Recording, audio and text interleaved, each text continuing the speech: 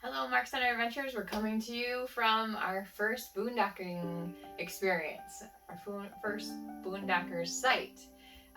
We're right now between Port Huron, Michigan and St. Clair, Michigan at, like I said, a boondockers site.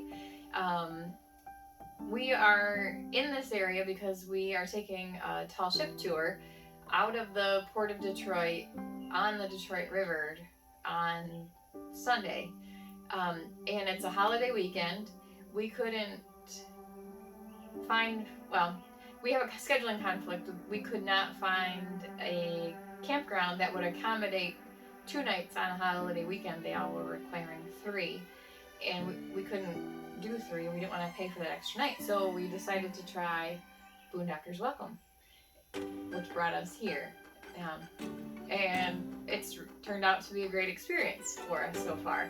So it's like straight out of the Pirates of the Caribbean movie, sort of having this little rustic stay, and then we're gonna join this tall ship tomorrow, and I don't know, we'll see what it's all about. Yeah, let me explain a little bit about the Boondockers Welcome or boondocking. So back early February, we joined Boondockers Welcome, which is a membership group where folks or property owners take their spare property and open it up and host RVers to camp on their property.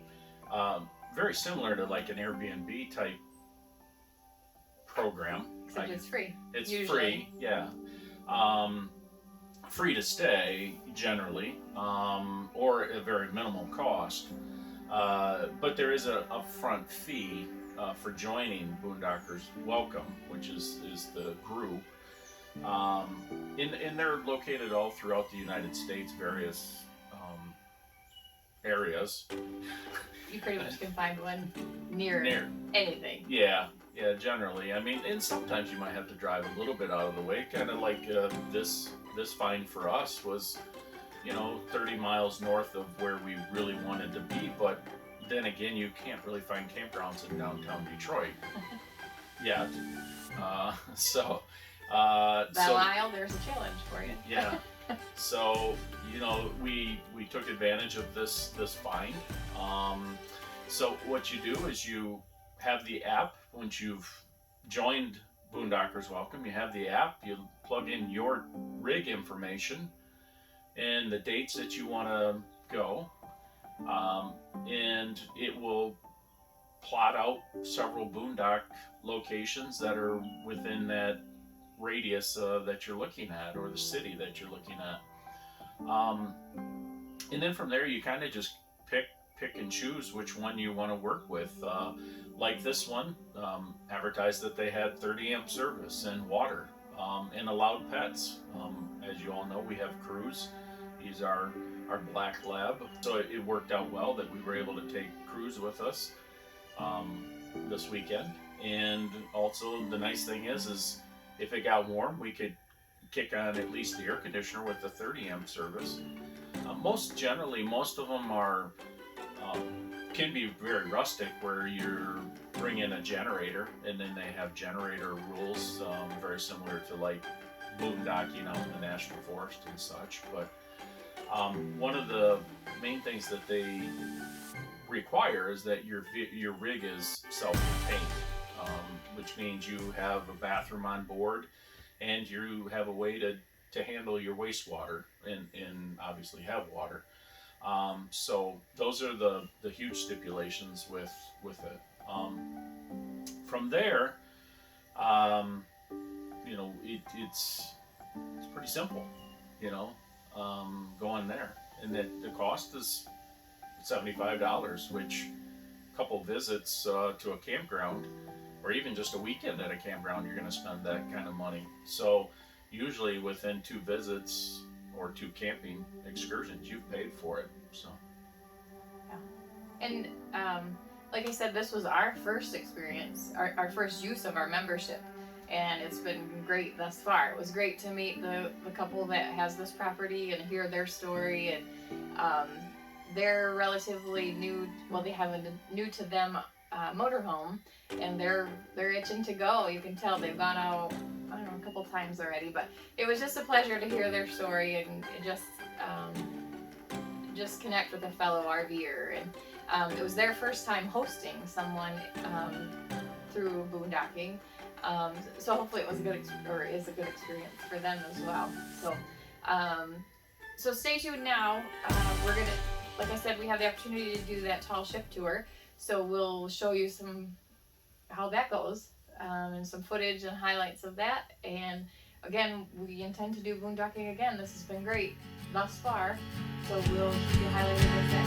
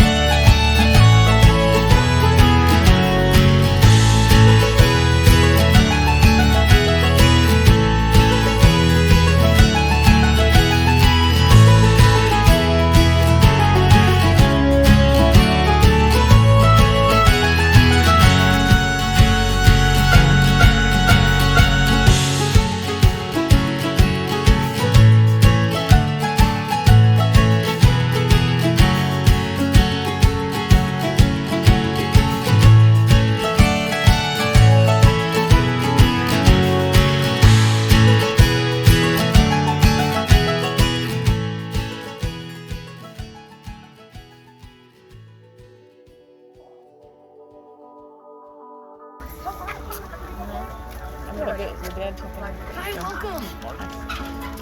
Marks. Shannon. Yep. Yes. Perfect. Welcome. So glad you're all here. Thank you. Guys, remind me of your name. Shannon. Shannon. Very nice to meet you.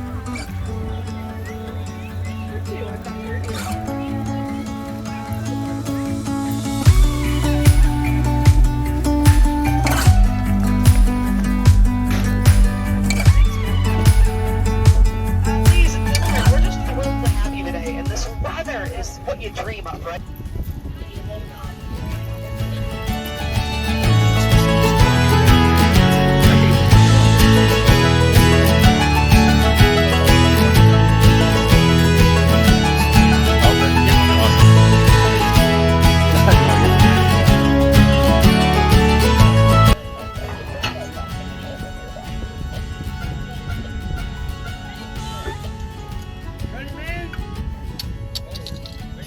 Ready, Maine.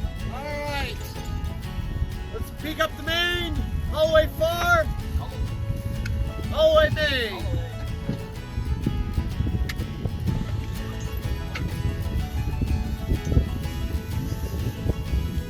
It's okay. Bites for a second.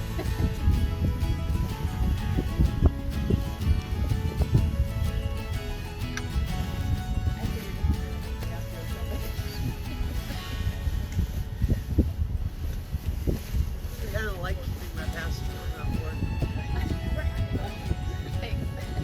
22 years of doing this, I haven't lost one.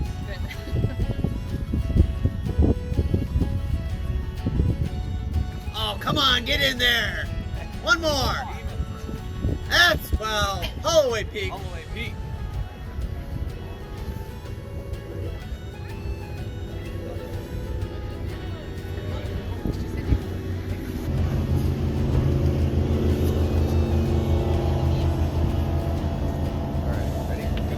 Well, Peak. Ready, go. One more. Ready. 2, 6. One more. Ready. 6. That's well. Make her fast. Oh, you lost it. Sweat it. Show her how to sweat. Can we steal her for the cruise? She's good. I do want to keep her. Steal her shoes when you're done, Josh. I'm going to hand you your daughter's prize. One more. That's well. Beautiful. Now we'll get some speed.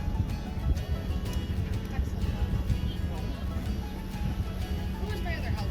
Well done. I gave your mom your prize. I didn't want it. we get the floor lifts eased. Ladies and gentlemen, I am absolutely delighted to have you with us and the crew of the Apple Door today.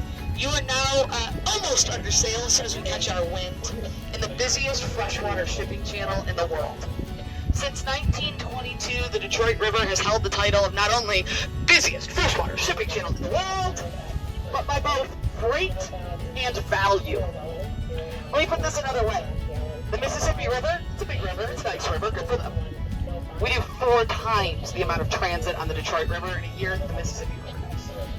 To put this another way, if giant sea monsters rose out of Lake St. Clair and Lake Erie, and they made the Detroit River completely impassable, it is estimated by the Pew Research Institute that the gross domestic profit of the United States of America would fall just under 3%. You gotta love a river that could take 3% of the GDP of the United States of America out of play. Clearly much older, you can see its domed tower. Manufacturer in America, they got the Army contract during the Civil War. They supplied all of the soap to the Army. Bust out another 1,000. Boating is an expensive hobby. The best boat in the world is your friend's boat. But with boating being an expensive hobby, Detroit rises above every other city in the country for boat ownership because of our strong middle class. A big middle class, a wide middle class that has money to meet all of their needs, and then get out and enjoy the beautiful waterway. Speaking of, look at the fishing today. All of these anglers are going after the walleye run. The walleye run happens for about 4 to 6 weeks every April into May. The walleye run this year has been exceptional. In fact, we had a gentleman on the boat about a week ago on a tour with us, and he's a commercial fisherman for Lake St. Clair. He said they're about ready to tag out. That would be about 5 weeks ahead of schedule for the walleye run. That's how good it has been this year. And if you're like, man, fried walleye sounds delicious. Andrew's on the corner, Greenwich Grand Time Pub. Both serve Detroit walleye. They don't pay me anything to tell you this. It's just really good, so I like to have a secret. Next, you guys all see that big tent? That is... We Santiana, Napoleon of the West, D.C., along the plains of Mexico. Take little picnics, go out to Belle visit the Dawson. It's free. It's a $5 donation for free. It is spectacular. And let's give the Detroit Historical Society their props. The renovation to this museum, spectacular. Everything you could hope for. Once again, the Detroit Historical Society just nailing it. Just doing things in such a beautiful and meaningful way. But what I want to draw your attention to is the dome of the Anna Scripps Whitcomb Conservancy. Completed in 1904, the architect is Albert Kahn. And when the Conservancy first opens here on Belle Isle, our beautiful island park in the middle of the river, it is called the Grand Conservancy on Belle Isle. Good name, solid name. But following World War II, it has to be renamed. It is renamed for Anna Scripps Whitcomb, who saved Europe's flowers. During World War II and the Blitz, do you remember hearing about the children who are sent out of London? Send them out to the country, send them away to sponsors' homes, keep them safe. What's less known is that a lot of objects also left London, left Paris. If you've read the Monuments Men or seen the movie, kind of what I'm talking about, Earth down the mines to preserve it. But in London, we had several things leave England or America. The Magna Carta, the King James Bible, all are taken out of London and sent for safekeeping to America. And at the same time, the call goes in to the White House. Now, Churchill and Roosevelt had a direct line, and Roosevelt, more often than not, would send Churchill's requests through to his Secretary of Labor, Frances Perkins, first woman in presidential cabinet. So Frances Perkins gets this call from an aide of Churchill's, a guy named, I kid you not, Goober. I mean, Daniel Goober, that's a hard name to live life through, but Daniel Goober was the Home Secretary for England. And he calls to the White House shifts him over to Frances Perkins, and he's got a simple request. Europe's being decimated. The Nazis are burning the fields. They are salting the literal earth behind them, and England is going to lose its floral heritage. The roses of England. We are terrified. We're terrified that when the war is over, we won't have any of these plants to replant, to regrow. Can we send you plants? Okay. Will you send someone to collect the plants? Here, put it in my backpack. Well, Frances Perkins had a heck of a mind. She was one of those people who kind of got the mental Rolodex. And if you went to her and said you had a problem, she would do that Rolodex and figure out who she could call. She calls Anna Scripps Whitcomb, a Detroit woman, born here in Detroit, a child of the Scripps publishing family. She herself selected for their importance in cultural heritage. She loads them onto a freighter, and through U-boat waters brings them back to Detroit, where she marches into what at the time is the Grand Conservancy on Belle Isle, and just starts putting her flowers where she liked them. For 2.5 years, nobody was like, "Excuse me, miss, did you get permission to do this?" When asked about it in the 1960s, she said, "If you wear a good hat and walk with intention, nobody questions whether or not you're allowed to do something." She takes care of those flowers for the entire duration of the war.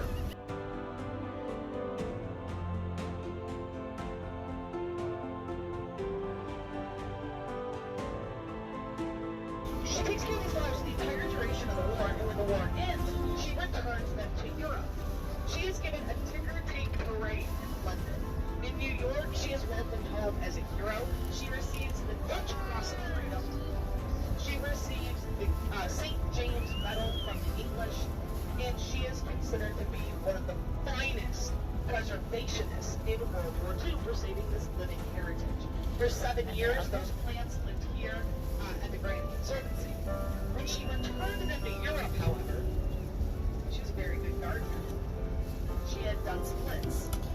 She had taken samples, and she leaves in Detroit over 600 varieties of flowers, including over 300 varieties of orchids.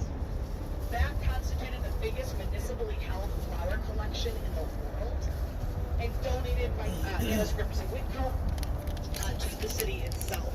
Today, the Conservancy renamed in her honor the Anna Scripps Whitcomb Conservancy.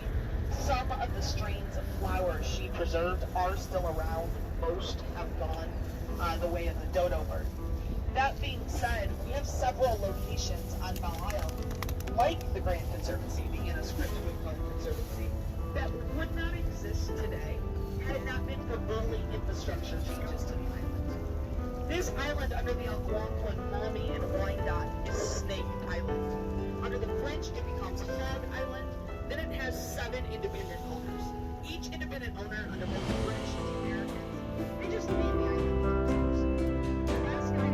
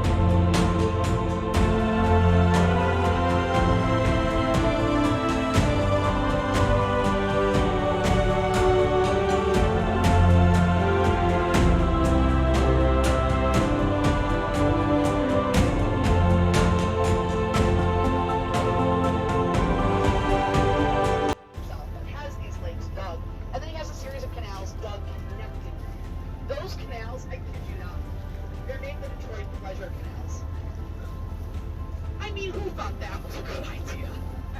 But the canals and the lakes do their job. They dry out the island enough that you could build things like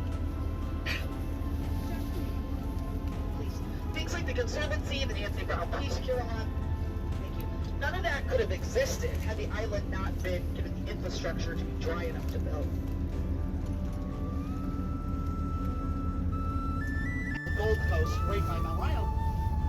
So they would go out to the island and they would take a bottle of wine and they would watch the sunsets. day, their adult children and adult grandchildren approached the city of Detroit and said, we'd like to put a bench where mom and dad always sat, and we'd like to donate that to the city. And the city kind of said, yeah, Mark, sounds good. It has to meet these requirements for safety, but we're in. Well, they have not donated one bench, they've donated 3. Each bench has the name of the couple, the date of birth, date of their wedding, date of their death, and it says, may all those in Detroit know and love Sophie. It's a wonderful, wonderful spot to sit, have a drink, look out at the sunset, enjoy a picnic. And in fact, Sunset Point is so named because if you sit there, you can watch the sun go down over the city. Really kind of the nicest free date around. Speaking of, the island is now a state park. The city of Detroit still owns it. That's important. But the city of Detroit has leased it to the state of Michigan to operate as a DNR park. So you go onto the island by foot or by bike or by rollerblades or any other form of healthy activity you can come up with, free. However, if you want to go on the park, it is $3 a car or a Michigan State Park pass. Who's got Michigan State?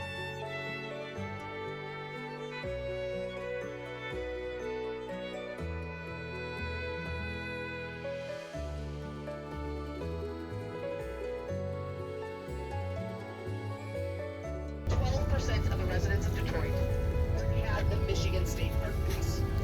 Today in 2021, about 40%. So it's working. It's bringing a lot of money into the park. My favorite thing that we pulled up the last time the preferred shipping channel was dredged, which was 5 years ago. It took people a minute, but these hoops, metal hoops, the dive team is bringing them up, and everyone's kind of going, what the heck are these? And finally, a very smart man, Greg Fortner, Detroit Historical Society, goes, guys, the wood's disintegrated, but those are whiskey barrels. The hoops off the old barrels that had sat in the river. Speaking of things pulled out of the river, just down this way, about 3 weeks ago now, 6'10", 185-pound, 100-year-old female sturgeon. Did you all see on the news that she was captured by the DNR? It was just about here. About 25 feet off of the American shore. They tagged her with an RDMI tag so that they can track her, and the idea is by tracking her movements, they can figure out where she's laying her eggs. We can figure out where she's laying her eggs, and we can figure out what areas we need to protect. She was named in a free-press naming contest. Eleanor. #1 baby name for 100 years ago. So Eleanor the fish, somewhere below us, 100 years old, 185 pounds, 6'10". Her stats kind of sound like mine. Whoever, leave me alone, I'll see you in another century. She is very, very healthy and a breeding adult female, which is really exciting. The biggest sturgeon caught in the river on record. To add to that, there are 8 pair of breeding American beaver on the river. Belle Isle home to osprey, muskrat, nesting pairs of American eagle. Got the Coast Guard coming in, Canadian Coast Guard coming in.